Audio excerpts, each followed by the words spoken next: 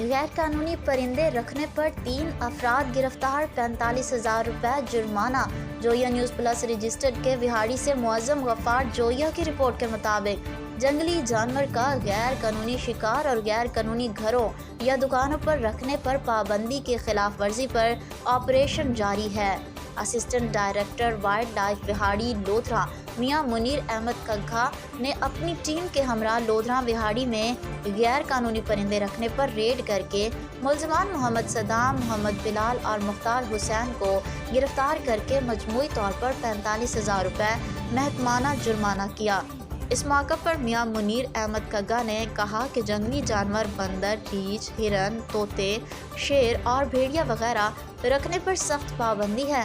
खिलाफ वर्जी करने पर 10 साल कैद, 10,000 रुपए जुर्माना या दोनों सजाएं हो सकती हैं और जानवर बहक़ सरकार जब्त कर लिए जाएंगे।